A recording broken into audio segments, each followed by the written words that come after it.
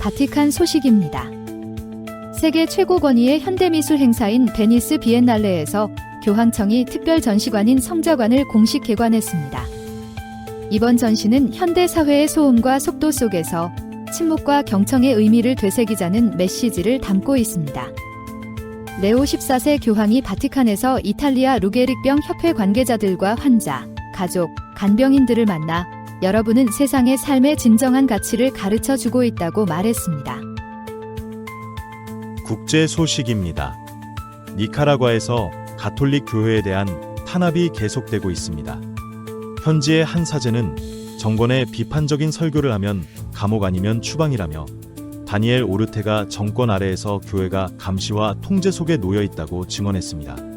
이스라엘과 헤즈볼라 간의 충돌이 계속되는 가운데 레바논 남부의 그리스도인 공동체들이 심각한 위기에 처해 있다는 우려가 커지고 있습니다. 가톨릭 구호단체들과 교회 기관들은 레바논 그리스도인들의 존재 자체가 위협받고 있다며 긴급 지원과 국제사회의 관심을 호소하고 있습니다.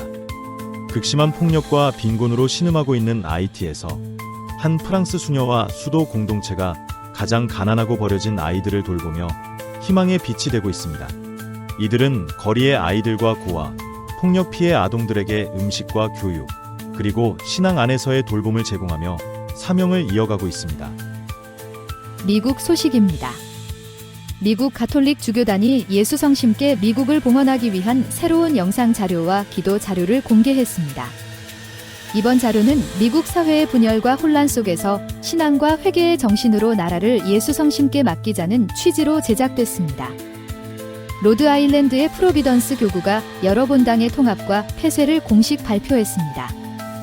교구는 미사 참석 감소와 성직자 부족, 그리고 노후 건물 유지 문제 등을 이유로 들며 교회 구조 개편이 불가피하다고 설명했습니다. 최근 미국 정부와 과학계에서 미확인 비행 현상, 이른바 UAP와 외계 생명체 가능성에 대한 논의가 이어지는 가운데 가톨릭 교회 안에서도 지적 외계 생명체의 존재가 신앙과 충돌하는가? 라는 질문이 다시 주목받고 있습니다.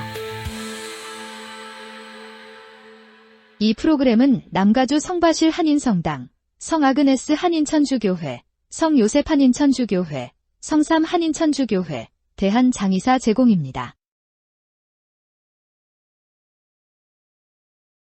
세계 최고 권위의 현대미술 행사인 베니스 비엔날레에서 교황청이 특별 전시관인 성자관을 공식 개관했습니다.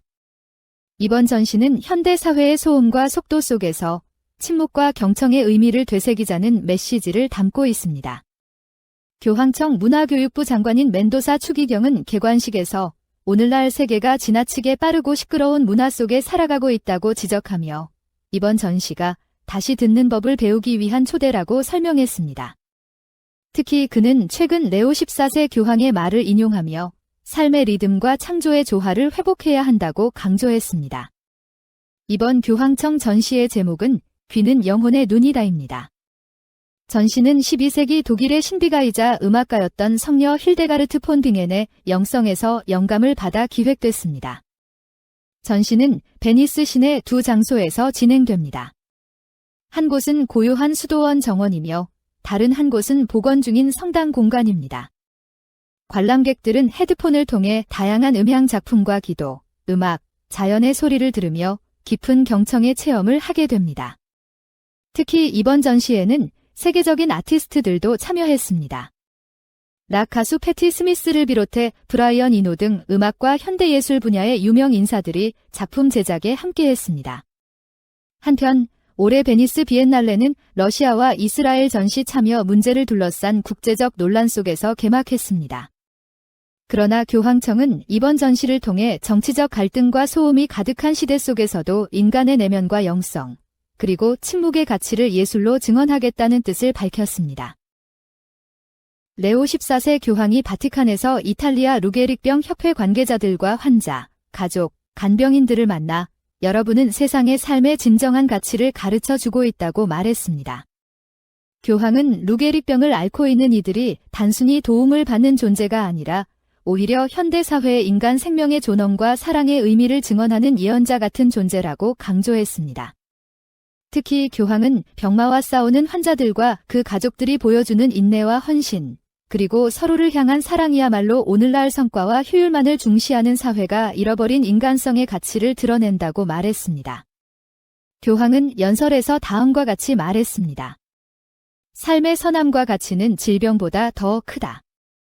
또한 교황은 예수 그리스도께서도 인간의 고통과 육체적 아픔을 직접 겪으셨다며 십자가와 부활을 통해 고통이 사랑을 무너뜨릴 수 없음을 보여주셨다고 설명했습니다. 교황은 특히 가족과 간병인들의 역할을 높이 평가했습니다. 교황은 아픈 이들이 결코 혼자 남겨져서는 안 된다며 환자 곁에 머무르며 함께 시간을 보내는 돌봄 자체가 교회의 가장 중요한 사명 가운데 하나라고 강조했습니다. 또한 교황은 병든 이들을 돌보는 일이 단순한 의료 행위가 아니라 인간 존재의 의미와 존엄을 함께 지켜내는 영적 동행이라고 설명했습니다. 이번 만남은 현대 사회가 죽음과 고통을 외면하거나 효율 중심으로 판단하려는 흐름 속에서 가톨릭 교회가 다시 한번 생명의 존엄과 연대의 가치를 강조한 메시지로 받아들여지고 있습니다. 니카라과에서 가톨릭 교회에 대한 탄압이 계속되고 있습니다. 현지의 한 사제는 정권에 비판적인 설교를 하면 감옥 아니면 추방이라며 다니엘 오르테가 정권 아래에서 교회가 감시와 통제 속에 놓여 있다고 증언했습니다.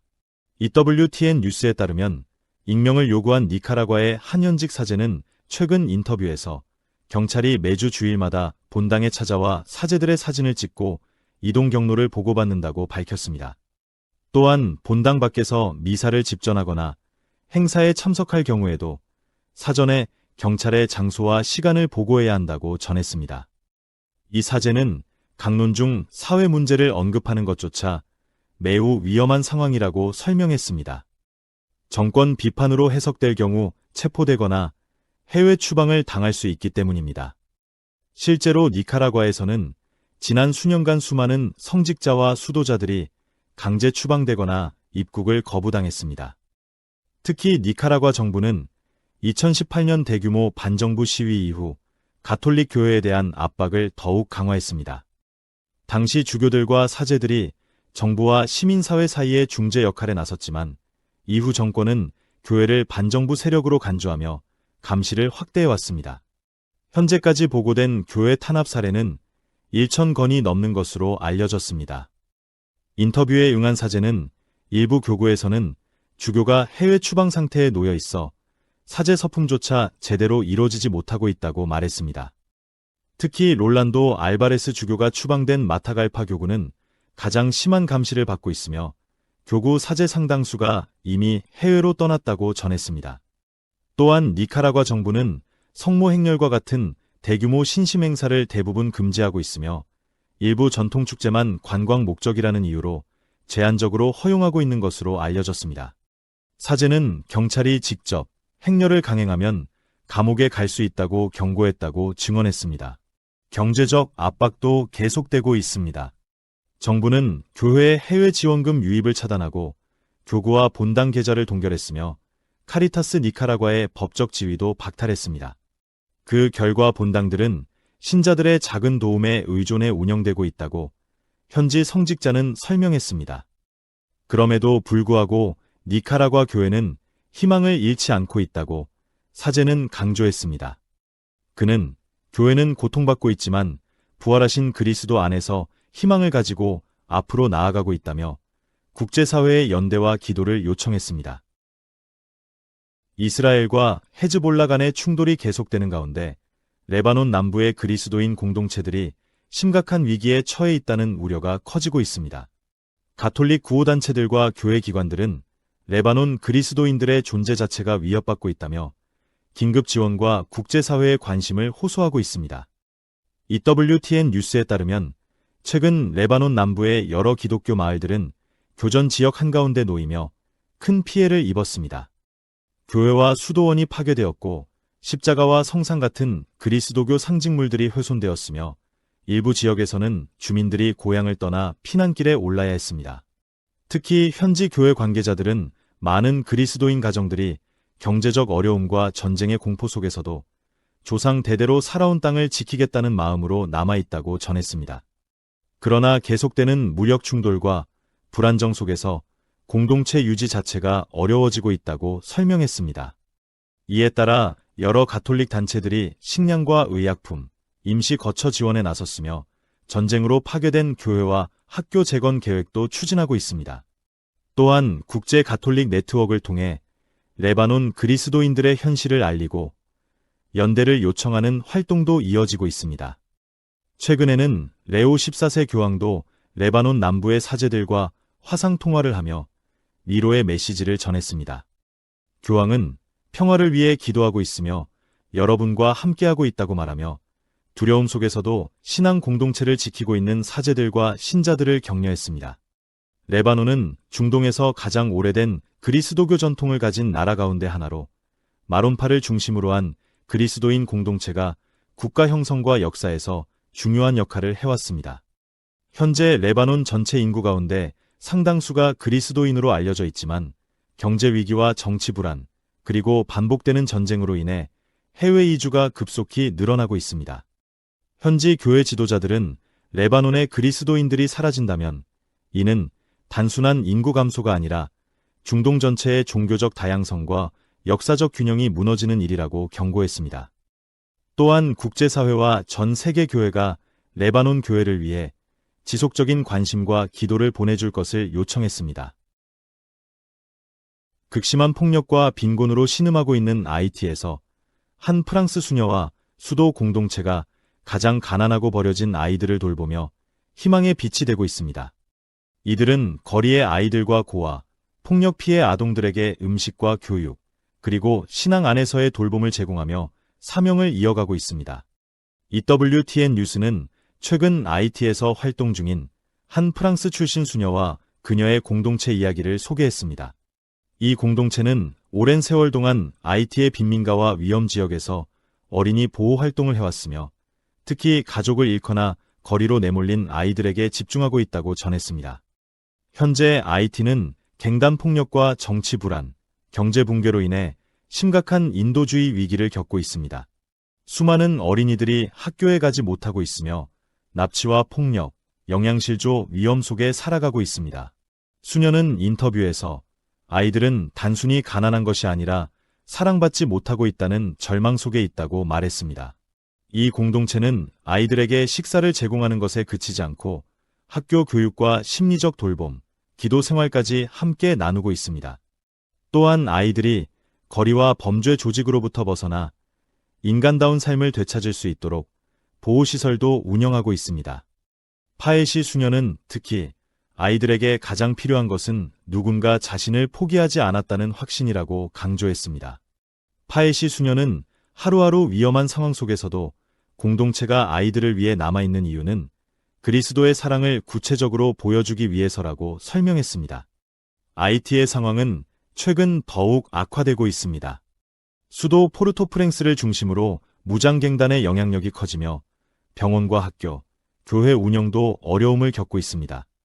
그러나 현지 교회와 국제 가톨릭 단체들은 식량과 의약품 지원, 아동 보호 활동을 계속 이어가고 있습니다. 파에시 수녀는 마지막으로 전 세계 신자들에게 아이티를 잊지 말아달라고 호소했습니다. 파에시 수녀는 아이티의 아이들은 세상에서 가장 가난할지 모르지만 하느님께 가장 소중한 존재들이라며 지속적인 기도와 연대를 요청했습니다. 미국 가톨릭 주교단이 예수 성심께 미국을 봉헌하기 위한 새로운 영상 자료와 기도 자료를 공개했습니다. 이번 자료는 미국 사회의 분열과 혼란 속에서 신앙과 회개의 정신으로 나라를 예수 성심께 맡기자는 취지로 제작됐습니다.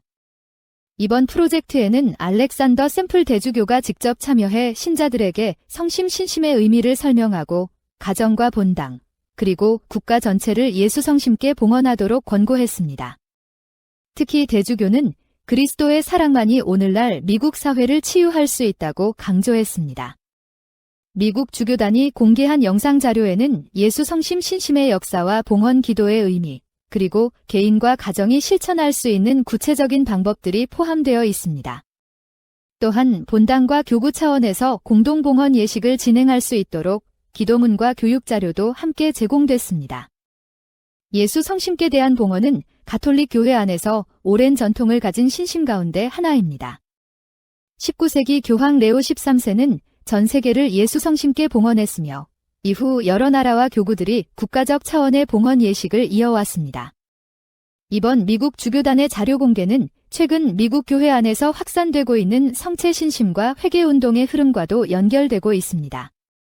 특히 2024년 미국 전국 성체대회 이후 신앙회복과 복음화 운동이 계속 이어지는 가운데 성심 신심 역시 중요한 영적 방향으로 주목받고 있습니다. 미국 주교회의는 이번 자료를 통해 예수 성심께 대한 신뢰와 사랑이 미국 사회 안에 희망과 일치를 가져오길 바란다고 밝혔습니다.